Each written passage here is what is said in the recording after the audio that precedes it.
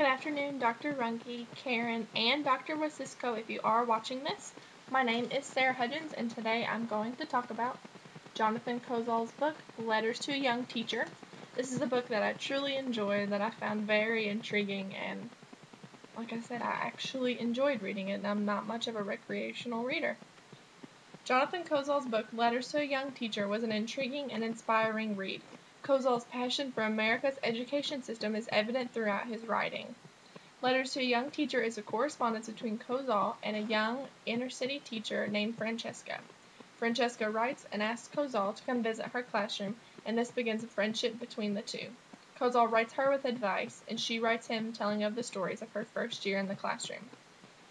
I think there are really two main points that I would like to point out from the book that I think are very important that Kozol really emphasizes. And the first thing being the need to never write a child off based on their initial behavior with you. This is something that I identify with because my older brother, who is a very intelligent young man, when he began high school, started acting out just because he was a boy and he was of that age. And because of that, a lot of teachers wrote him off as unintelligent. And that was something that really saddened me, and especially my mom, because she knew that he wasn't. So that was something that I identified with. And Kozol talks about this on page 67.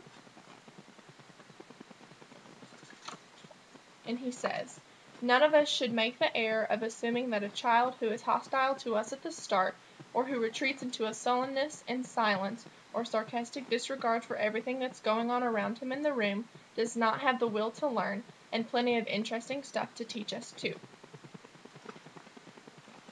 And the second most important thing that I think Kozol emphasizes is definitely to begin your teaching career with confidence in your students and to also allow yourself to have fun and enjoy learning with them. And he talks about this on page 207.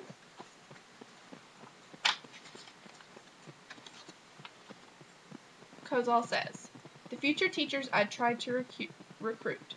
When they begin to teach, they come into their classrooms with a sense of affirmation of the goodness and fullness of existence, with a sense of satisfaction in discovering the unexpected in their students, and with a longing to surprise the world, their kids, even themselves, with their capacity to leave each place they've been, a school, a classroom, a community of learning, a better and more joyful place than it was when they entered it." And that right there, I think, is really the key point of his book, is to just be a positive influence in the world, and especially in the education field.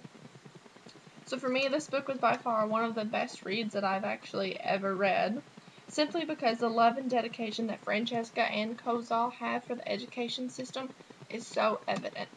And in today's times, a lot of teachers don't really have that love and dedication, and that's something that I think we can all truly learn from. And I hope one day that the same love will be evident through my teaching, although I probably won't write a book about it.